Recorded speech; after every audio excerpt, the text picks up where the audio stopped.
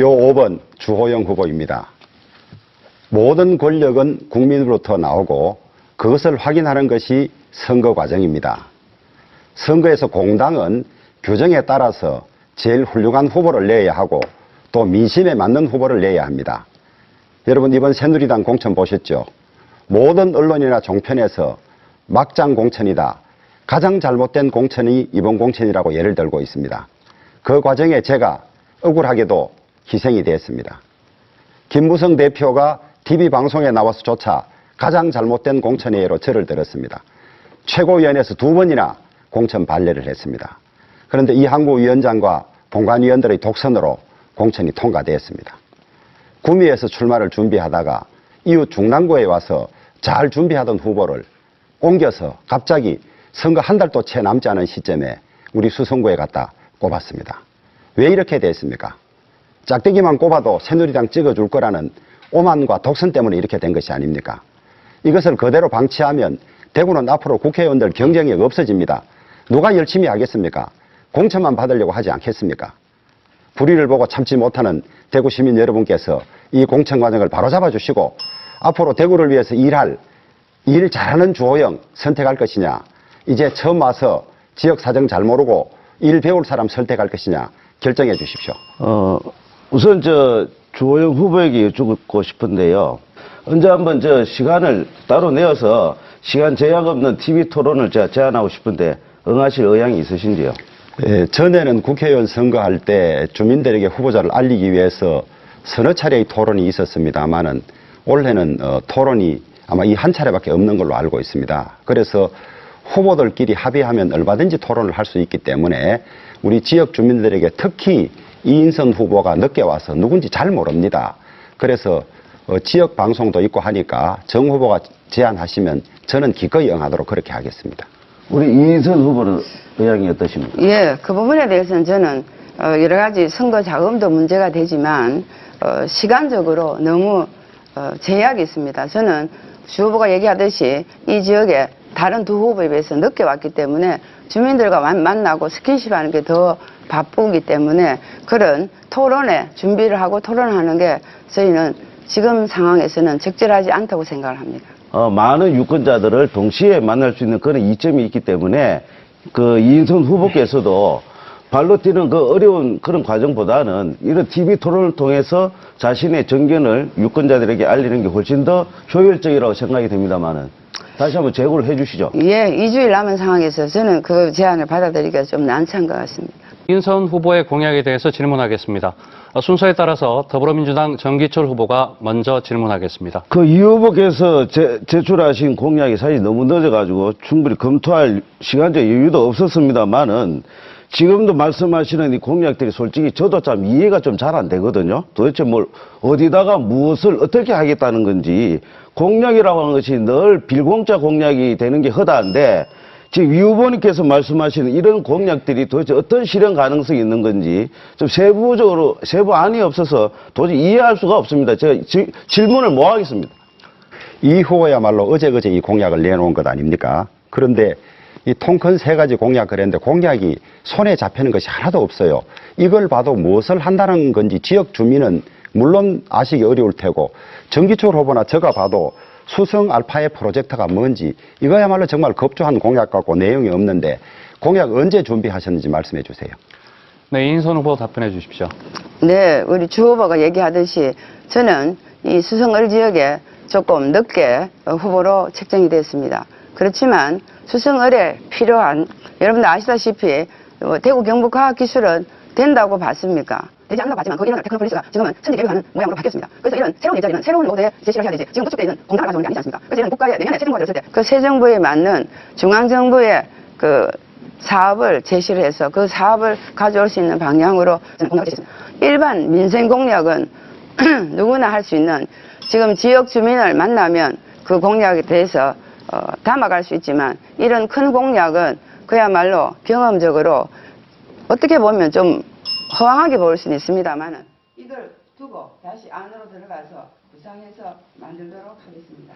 네. 전 평소에 이 후보 잘 알고 참 훌륭한 여성이다 이런 생각을 많이 했습니다.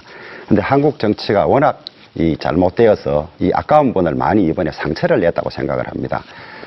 본인이 외가가 있는 구미에서 출마한다고 준비를 좀 하고 언론에도 나섰는데 또 어떤 사정으로 중남구로 옮겨왔습니다.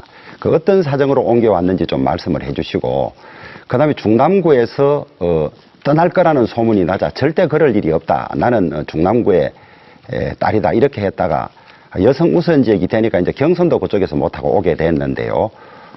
서울의 조윤선 후보는 최고위원회에서 용산으로 가라고 이야기했지만은 떠나는 것이 지역 주민에 대한 예의가 아니라고 여성 우선 지역 전략 공천 해주겠다고 해도 하지 않았습니다. 근데 아마 경험이 없어서 그러신지 몰라도 이렇게 옮겨 다니면서 너무 많이 상처가 나서 나도 사실 안타까운 생각이 좀 있습니다.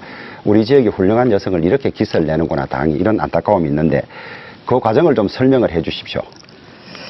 네, 주 후보께서 평소에 제가 잘 압니다만 그런 안타까움을 가져주시는 것은 감사한 일이고요.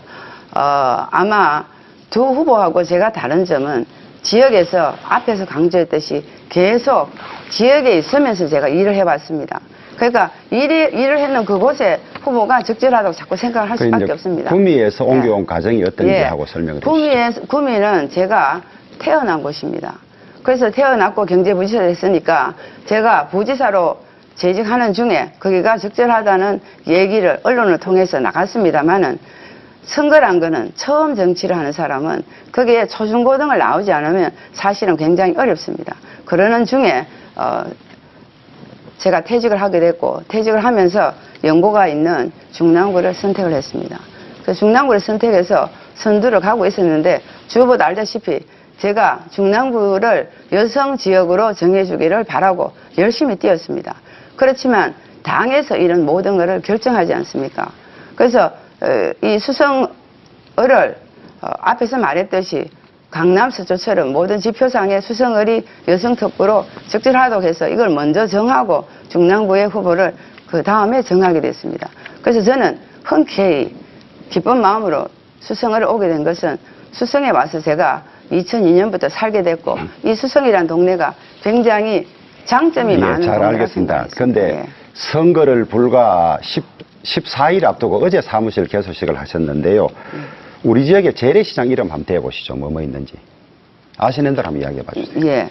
재래시장은 제가 가까이 있는 수성시장, 이 목련시장을 주로 가봤습니다. 시장이 여러 개 있습니다. 예. 모두 11개 있는데 예. 나머지 시장 한번 이름 이야기해 보시죠. 그까지 제가 다 기억은 할 수는 없습니다. 당의 명령이기 때문에 불가피한 선택이었다. 이해를 해달라. 뭐 이런 얘기였어요. 자, 그러면 이번 조선 의원들 그 힘없이 물갈이 되는 이제 과정을 우리가 지켜봤습니다만은, 물론 삼선 의원도 이제 다선이라는 이유로 물갈이 됐습니다만은, 자, 그러면은 이제 만약 이번에 당선되시고 4년 뒤에 다시 또 당의 명령으로 출마하지 마라 라는 그 당의 명령에 그대로 승복하실 건지 의견을 한번 듣고 싶습니다. 아까 말씀하셨던 당의 방침에 의해서 당신은 여기서 그만하고 다른 사람이 역할을 하겠다면 저는 반성하고 쉽게 그냥 그걸 받아들이는 게 맞다고 생각합니다. 그러니까 그 문제를 제가 지적을 하고 있는데요. 네. 물론 이제 당의 명령이 지역 유권자의 의지를 정확하게 반영하고 있다면 문제가 안 되겠죠. 네. 그런데 지역 유권자 예산은 전혀 상관없이 그냥 당이 이리 가라 저리 가라 장기판에 쫄 다루듯이 지금 이것이 이번 새누리당 공천의 현 모습이고 여기에 많은 유권자들이 불만과 분노를 표시하고 있는 거거든요. 심지어는 정치 혐오까지 정치 선거 거부까지 이런 움직임이 나타나고 있다는 거죠. 네, 다음은 무소속 주호영 후보의 마무리 연설입니다. 이 나라의 주인은 국민입니다. 그런데 권력자는 잠시 자기가 주인인 줄 알고 늘 권력을 남용하려고 합니다. 이번 공천 보십시오. 지역 주민의 민심에 맞는 후보를 잘 선택해서 경선시키면 되는데 그 공천권 잡았다고 함부로 하지 않았습니까? 이거를 제어할 수 있는 힘은 국민의 힘, 주민의 힘밖에 없습니다. 선거를 통해서 민심이 천심이고 국민이 주인이라는 점을 다시 한번 밝혀주시기를 바라겠습니다. 대구에 이번에 초선이 7명 있습니다만은 또다시 초선 7명 공천했습니다. 부산은 이번 공천된 사람이 모두 당선되면 3선 이상이 10명이나 나옵니다. 국회 선수 중요한 거 아시지 않습니까? 이항구 위원장 대구 또 초선 7명 깔아서 대구 정치력 왜 이렇게 황폐하게 합니까? 그러지 않아도 가뜩이나 어려운데 정치력이라도 보강돼야 하지 않겠습니까? 저는 이 정부 들어서 세월호법 처리, 테러방지법 처리, 공무원 연금 특위위원장으로서 박근혜 대통령 하시는 중요한 일, 어려운 일은 제가 앞장서서 다 해결했습니다. 여러분 당선시켜 주시면 다시 복당해서 박근혜 대통령 성공을 돕고 그 다음에 새누리당 잘못된 거 고쳐서 정말로 살기 좋은 나라, 정치력 있는 대구를 만들어 가도록 하겠습니다. 이번에는 5번입니다. 새누리당 자꾸 찍어주니까 그때마다 아무나 공천해서 공천하니까 되더라. 이런 나쁜 선례를 남겨서는 안 됩니다. 부탁드립니다. 이번에는 5번입니다.